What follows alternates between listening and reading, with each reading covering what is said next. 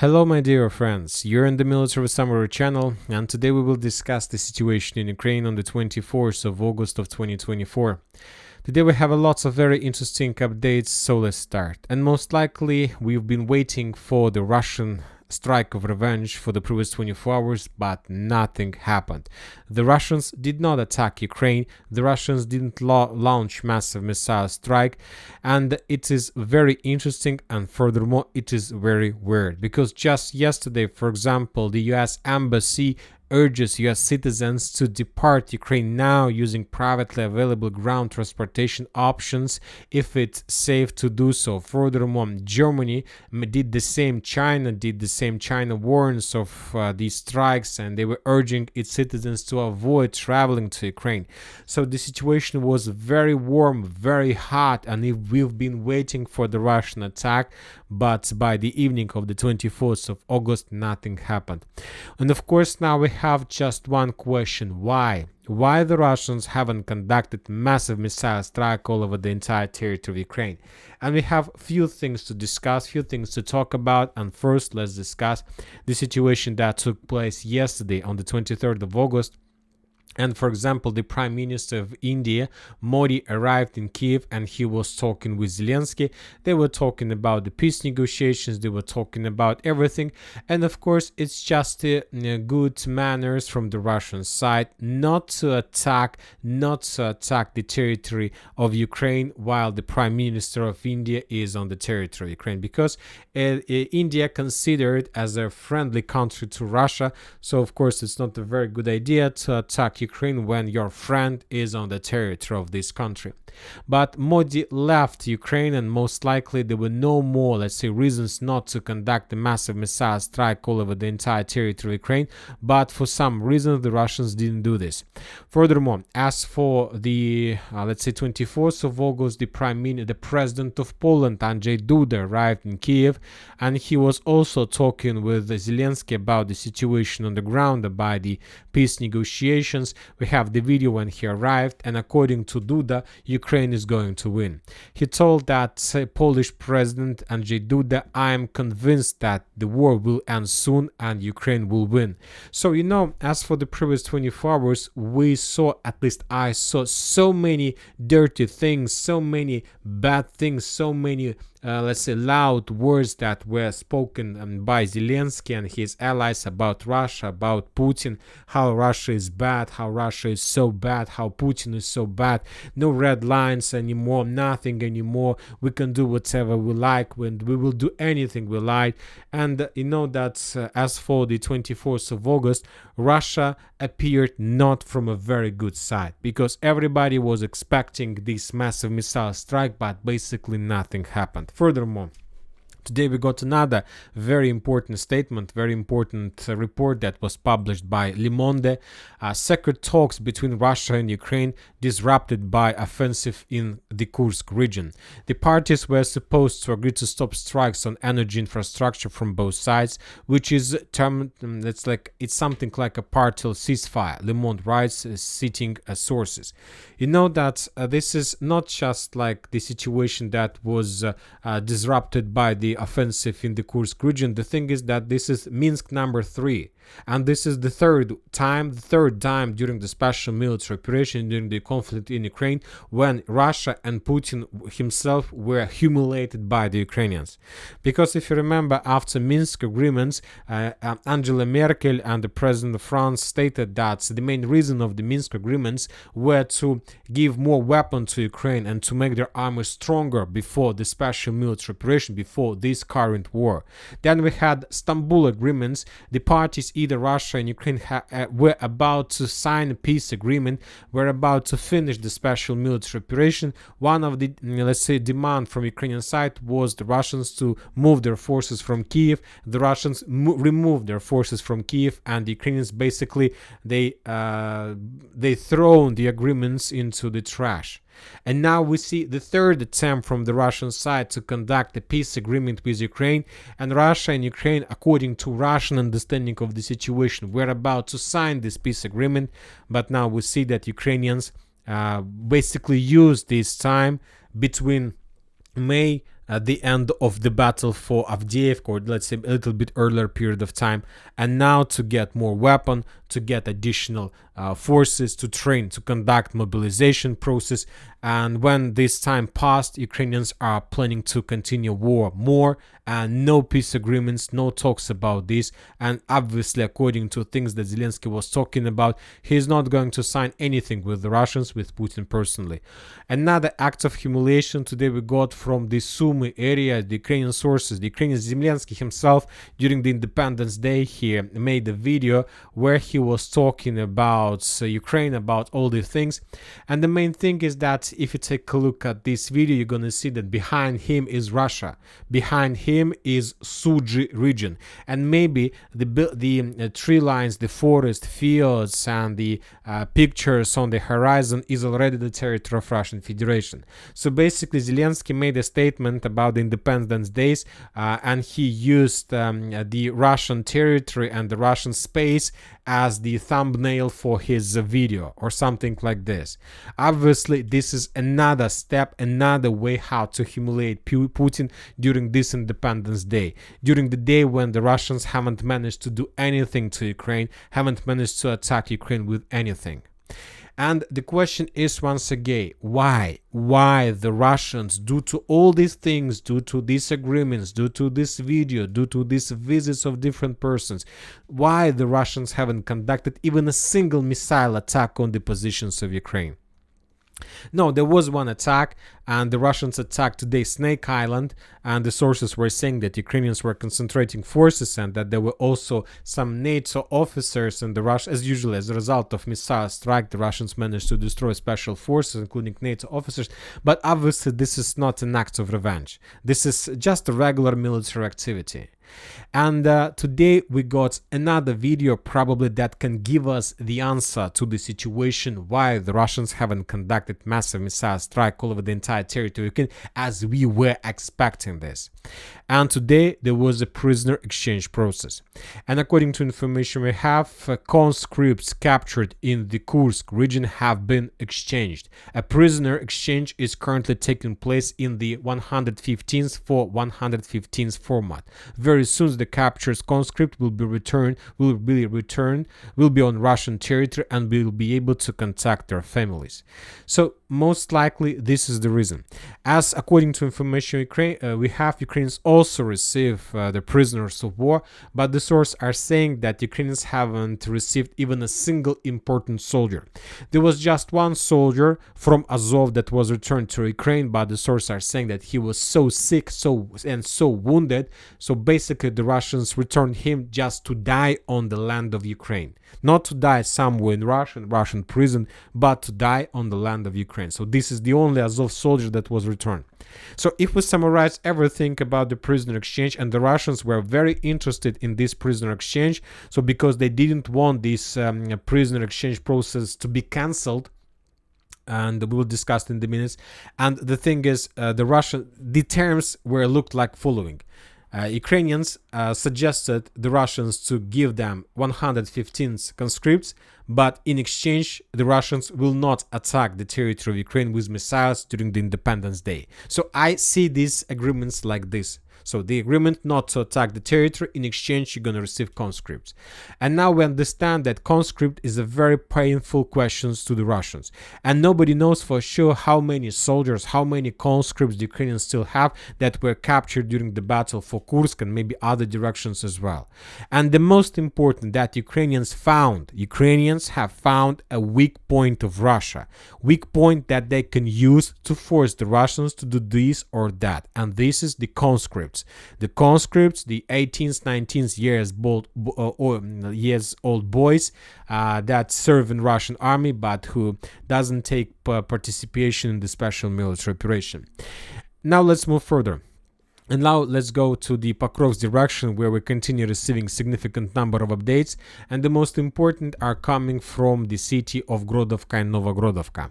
During the previous 24 hours, the Russians managed to improve their position significantly. They captured additional fields to the south of Grodovka. This information was confirmed by different mappers, including neutral mappers and including pro-Ukrainian mappers. So as you can see, significant progress, and we have additional updates from pro-Russian sources, and pro-Russians as usually draw even more. According to pro-Russian sources, the armed force of Russian Federation managed to establish complete control and to secure the village of Krasny Yar.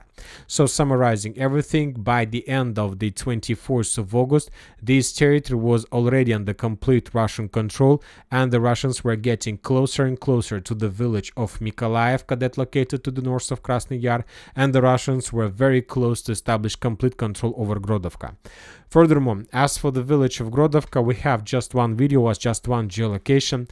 In this video we can see how the Ukrainians were running away from Grodovka. Most likely the last soldiers, the last forces were abandoning their positions towards Mirnograd, but the Russians were using the distance mining equipment, distant mining method with the Zemlyedelye multiple launch rocket system, and the Russians mined the territory, and the Ukrainian vehicle got on mine and was destroyed. So this is the situation. Most likely within the next 2-3 days, the Russians will capture the village completely, and somewhere by the middle of the next week, the Ministry of Defense of Russian Federation will report about this. Now let's talk about Novogrodovka. As you can see, we have adjusted the map significantly. The Ukrainians are losing their positions. We have just one video from the central part of the city. We have already discussed this video in the previous update. And what can we see in this video? The Russians attacked the Ukrainian tank with the grenade launcher. The tank was damaged and destroyed, and this event took place exactly in this point. So this is the final point of Ukrainian tank, and the Russians were attacking from some positions along Centralnaya Street. And this confirms that the clashes are taking place already in the center part of the city, and that the high-rise building area was already captured by the Russians. As you can see, the Ukrainians haven't shown even a small resistance. We have different updates from different mappers. The neutral mappers are saying that the Russians just capture that everything that you can see colored with the gray color is the update according to neutral mappers. As for pro-Russian sources, the Russians managed to improve their position significantly, and the most important, according to pro-Russian sources, they captured the town hall, so the government office of the city of Novogrodovka, which confirms that the Russians managed to split the city in two, and now the southern part and the southwestern landfill is one part of Novogrodovka, and the northern part is the second one. So the situation is very difficult for the Ukrainians. They can't show any more or less resistance to slow down the Russians, and I can't even tell you the numbers of days that the Russians require to capture the city, but most likely these days are numbered. Now let's move further. Let's talk about the southern direction, about the city of Selidova. During the previous 24 hours, we have adjusted the map because we got geolocation that confirms Russian presence in this area. We have the videos that was published by the 68th Brigade, how they were PV droning the Russians in the vicinity of the gas station. This is the trenches, this is the gas station, and this moment was geolocated. So most likely this video confirms Russian control over this territory, and based on this video, most of the mappers have adjusted their maps. So according to this information, we see that the Russians are moving further in the western direction towards the village by the name of Marinovka. And the Russians most likely during the upcoming night will improve their position significantly and will capture this territory completely, because most likely the Russians cut the road from the northern part from Novogrodovka. As for the landfill and the coal mine of Russia, the Russians are trying to avoid the clashes for this area. They try to semi-encircle the territory and to force the Ukrainians to fall back. So the tactics that the Russians are using on the Pokrovsk direction, at least to me, reminds the tactics that Ukrainians are using in the Kursk direction, where the Ukrainians are trying to avoid the clashes with the regular army. They just try to take positions with the sabotage and reconnaissance group and to force the Russians to fall back due to big chances of being encircled. So the Russians are doing right now the same. Now let's go further. Let's talk about Karlovka. We got Karlovka water reservoir. According to different mappers, the Russians managed to improve their position significantly towards the village of Kalinova. And the clashes are very heavy right now on the territory of the village, but most likely tomorrow the Ukrainians would be forced to fall back further in the southwestern direction towards the village of Memrik and to try to slow down the Russians and to stop them along M30 road. But the Russians resumed their attempts to attack in direction of Karlovka from the east, and today, as a result of clashes, the Russians managed to improve their position significantly to capture around 50% of the village. We have geolocations, we have some contested territories, and we have some territories that were geolocated and confirmed as a result. Let's say in this video we can see Russian personnel carriers that were attacking the Ukrainian positions inside of the village. As you can see, the Russians were attacking some buildings which confirms Ukrainian presence there.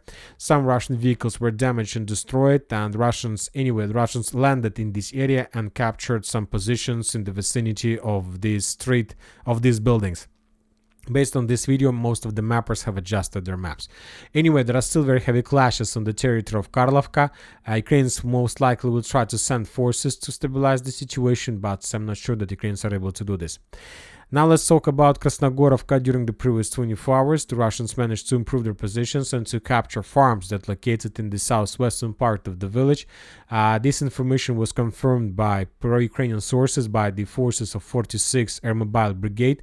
They published the video of how the Russians were attacking and how they were trying to slow them down. Some of the episodes were geolocated exactly in this point. Now let's move further. The Russians continue offensive operation in Konstantinovka direction. If you remember, during the previous days, the Russians improved their position significantly in Konstantinovka itself. Also, the Russians answered the Garden Association Shakhtar, and due to this Russian progress, the Ukrainians tried to maintain the line of combat contact and to shorten the lines, and they were forced to fall back from these fields towards the farms that located in the northern part of Konstantinovka. And of course, as soon as the territory became empty, the Russians captured this area, and now the Russians are moving further, and now they will be able to include Pobeda direction, the forces that are located in Pobeda, in the offensive towards Konstantinovka. Now let's go to the Toretsk-New York agglomeration. We haven't received lots of updates. The most important are coming from New York. If you remember, during the previous days, we were talking a lot about the Ukrainian soldiers who were encircled in the industrial zone. And today, according to information we have, the Ukrainians conducted a counter-offensive operation with the purpose to unblock the Ukrainians who were blocked in the citadel. Currently, we don't know for sure whether the Ukrainians managed to unblock the forces or not. Most likely, during the next days, we're going to receive additional updates and some clarifications. Just to keep in your mind that currently there are very heavy clashes with the purpose to unblock the Ukrainians who appeared in the cauldron. As for Toretsk agglomeration, during the previous 24 hours, we got just one report from pro-Russian sources. As a result of offensive operation, the armed forces of Russian Federation managed to improve their positions and to capture these territories. So everything to the east of this red line was captured by the Russians during the previous 24 hours, according to pro-Russian sources. Now let's move further. Let's talk about Chasiv Yar direction. According to information we have, lots of forces were redeployed from Chasiv Yar directions to the Kursk area, but despite this redeployment of forces, the Russians continue advancing. And today, according to different mappers, the Russians managed to capture the strongholds and the fortifications of the armed forces of Ukraine between Klishchiivka itself and Ivanovska. The Russians are pushing the Ukrainians back and forcing them to fall back to the Seversky Donetsk-Donbass Canal. Now let's talk about Siversk area. The Russians continue improving their positions in the vicinity of Vyimka.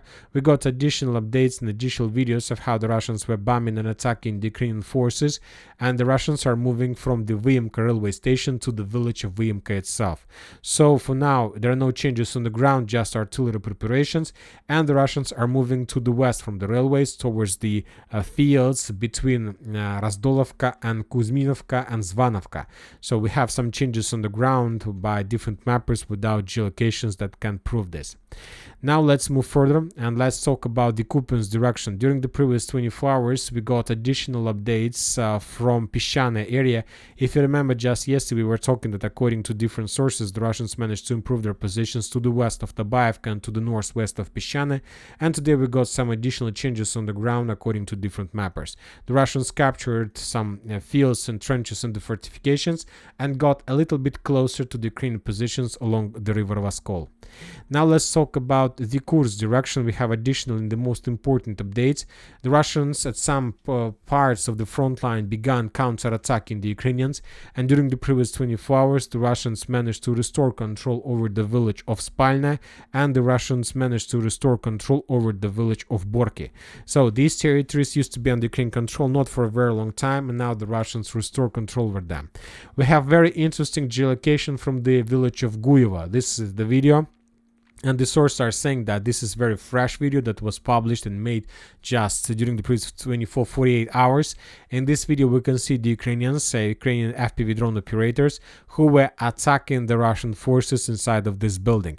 The video was published today, and currently we don't know for sure whether the video is old or fresh, but as you can see, the Ukrainians were attacking the Russians inside of this building, which is deep inside the territory that is under complete Ukrainian control. So there are a few options. First option is that there are still Russian soldiers who were encircled by the Ukrainians, and the Russians are fighting with the Ukrainians.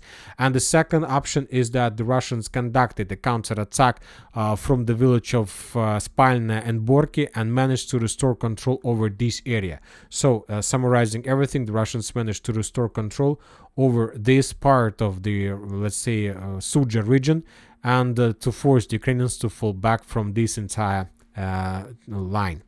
So let's wait for additional updates, because if it's true, then Plyakhovo most likely will be abandoned by the Ukrainians in the very near future.